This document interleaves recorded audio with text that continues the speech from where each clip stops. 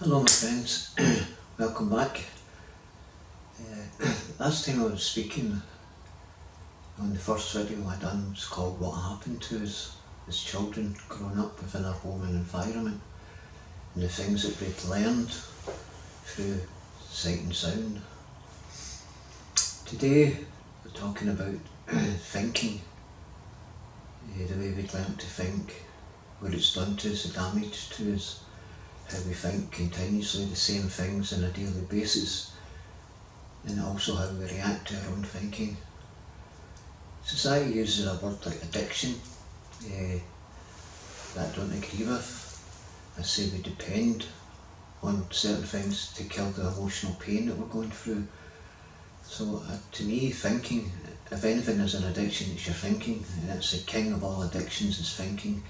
And this is where this wee topic's about, thinking, the king of addictions.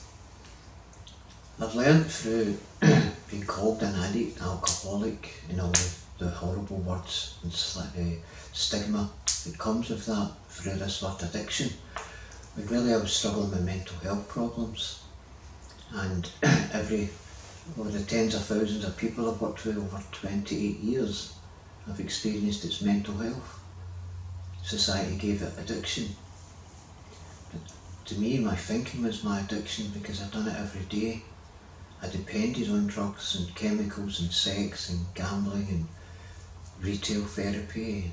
I depended on these things to make me feel good, to kill the emotional pain that it was going through my own body, through my own thoughts. Because I understand that now, through learning to change my thoughts, I changed the sensations and feelings and emotions in my body. My whole life changed when I changed, which was difficult. When we look at the thoughts, the way we learned to think, because we never used to think like that as children. When we became really insecure, things happened to us in our life, trauma. Certain people come into our life that we blame for doing a lot of damage to us, although they did. We continue to allow that person or situation or circumstance that happened to us to affect us for long periods of our life, due to the way we think, due to our own thoughts. To me, that was the king of all addictions, because it was my thinking that destroyed me. It caused me to resent people, it caused me to blame people, to hate people, to hurt people. My own thinking, doing other people's thinking for them, thinking I was better than other people, thinking that I couldn't achieve what I've achieved today, thinking that I couldn't play the guitar, thinking that I couldn't read and write until I was 35 years of age, thinking that I was stupid, thinking that people were better than me, thinking that the world was against me, hating the world through my thoughts, blaming the world, blaming people for what's going on in the world, which is understandable. My thinking on a daily basis it took me into mental institutions, 3 mental institutions and 16 drug and alcohol clinics. When I studied counselling at 35 years of age, when I learned to read and write, it didn't help me. Studied all different traditions, studied therapy, different therapies, psychology. And as I mentioned in other videos, it didn't help me in the sense that to give me an understanding of what happened to me as a child and growing up as a teenager. And it was blame. I kept blaming people because of my thinking. I was thinking I wasn't good enough. I couldn't do anything. I had to cheat and steal and lie. I had to tell lies to fit in and try and impress people because of my thinking. My thinking took me to, I believe through my own experience, cancer twice, arthritis, my hands, my legs, spondylitis 7 times in my face, burnt out the lining in my stomach where they thought I was 7 months pregnant. Loads of other things have happened to me because of my thinking, because when I changed my thinking, the healing came. I learned to heal myself through taking responsibility for the thoughts that was causing the pain in my own life, which is very difficult. I I know there might be people sitting there and saying, oh, but what's she done to me, or what he done to me? I was abused as a child. I was a lot of abuse, mental, physical, sexually abused. I don't mind sharing that, because I blamed, and it kept me trapped for my whole life. The thinking of the memories, the person, the people that I blamed for hurting me. Yes, they hurt me emotionally because I didn't know any better. I didn't understand, which caused me to resent and blame and hate and despise and want to kill some people. My own thinking told me I couldn't do this and I couldn't do that because I listened as a child to other people, and I believed what the other people had said to me because they were, i.e. my parents, school teachers, the priest, social workers, friends. And I believed that. I believed what other people told me because my thinking was destroying me. It was the only thing. I understand that and know that today through thousands of people I've worked with. I've helped them recognise the thoughts, the sensations it's caused in our own body because of the way I had learned to think. And through thinking in a negative way and believing the lies my own mind was telling me, which people call the ego. We can blame the ego, we can blame Satan, we can blame the darkness, we can blame whatever I blamed, and the parents and the way I had learned. But when I took responsibility, I had no more blame. That's when I started getting well. When I finally learned to take responsibility for the way I was thinking. And I couldn't blame my past and the abuse and the assaults and the prisons and the mental institutions and the rehabs, the homelessness, begging in the street. I couldn't blame anybody else for that. But I did, and it kept me homeless.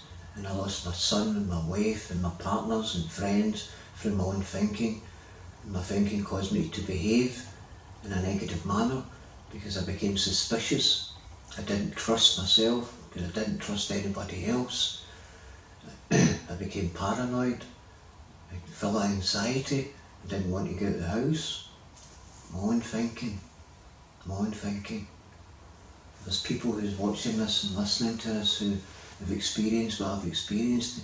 You'll understand when we take responsibility for our own thinking, which is to me is the king of addiction. We depend on other things to make us happy, to take away the emotional pain that we have caused for our own thoughts. And that's why we run to chemicals, and because the emotions that we experience, there's over 300 different emotions. So they say, it's just an emotion, it's a sensation I call it. Because when you change the thought, the sensation changes. Your experience will tell you that. And all you have is experience. All I have is experience. I don't share from books. I only share from my experience of hurting and suffering and wanting to take my own life. And working with thousands of people, as I keep mentioning, who are honest and open with me, that I still see today, still contact me 20 years later. Because being truthful to yourself and other people in a nice manner helps them immensely. Being authentic, to me, is the key. The fear of other people was through my own thinking, worrying what other people were thinking of me. I didn't like myself, I didn't love myself, and I was suspicious and paranoid of other people through my own thinking, just my thinking.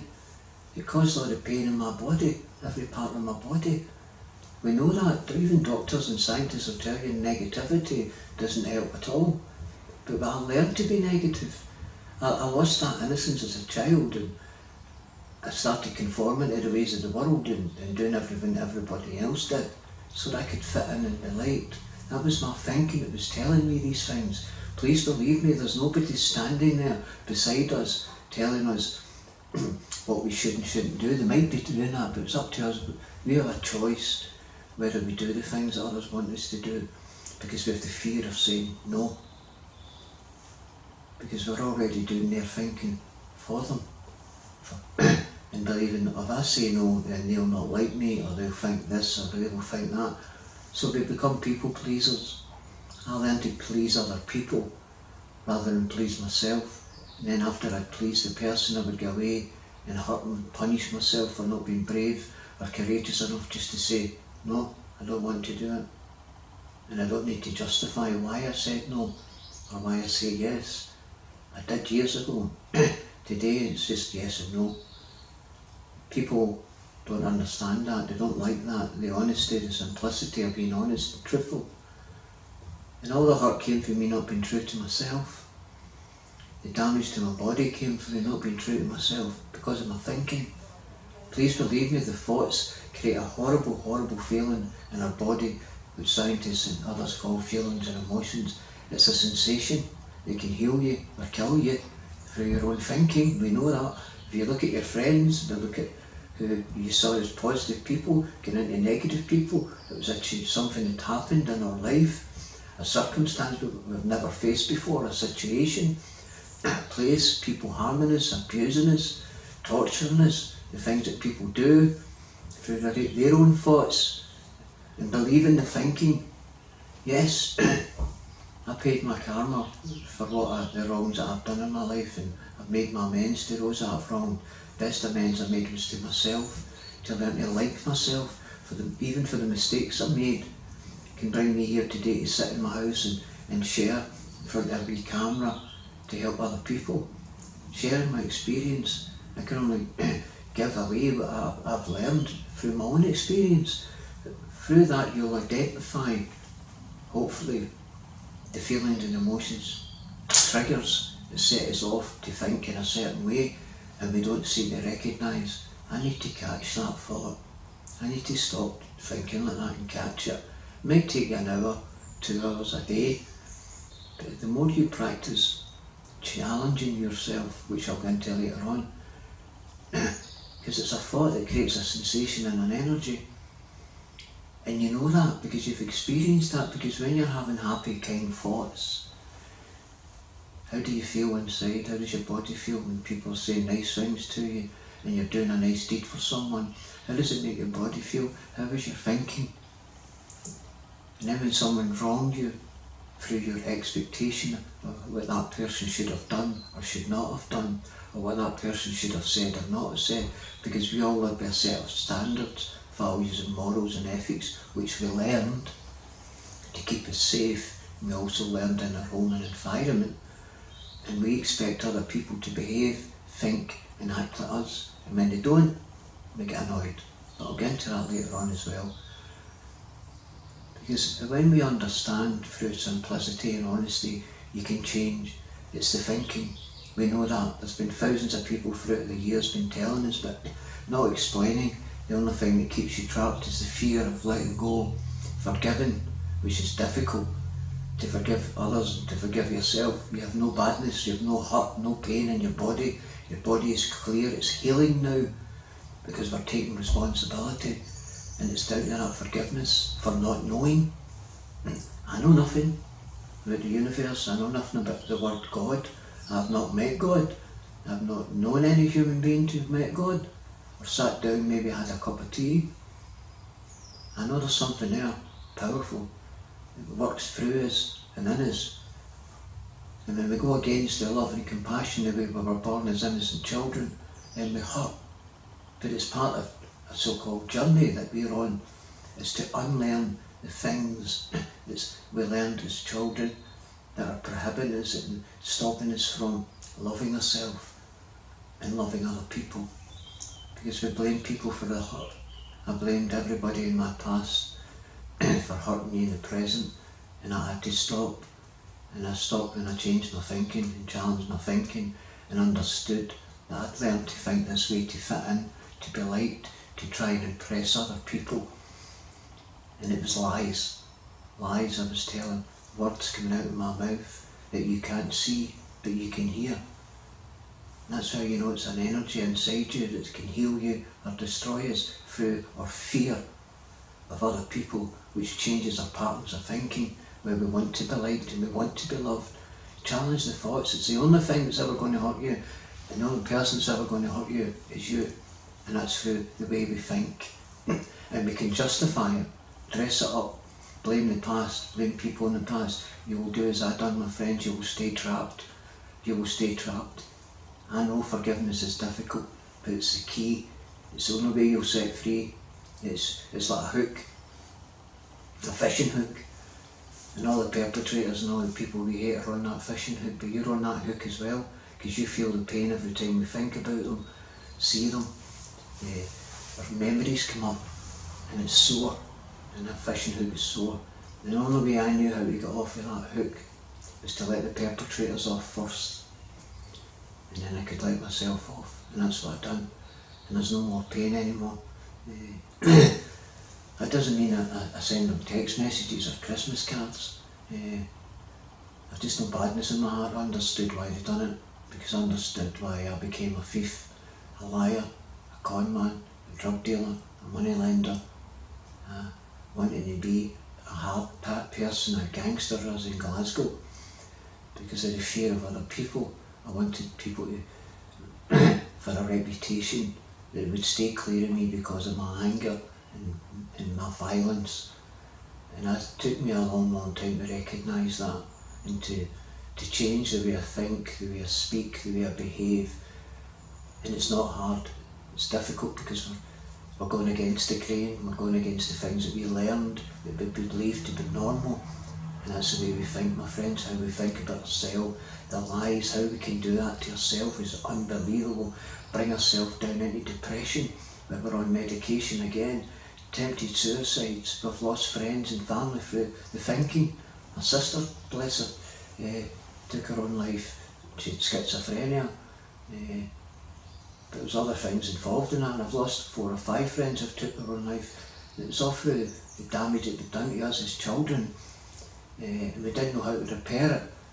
And we can go to counselling, therapy and psychologists, but we need to go to the root, which is the fear of being open and honest with yourself, and then having that ability to do that with other people.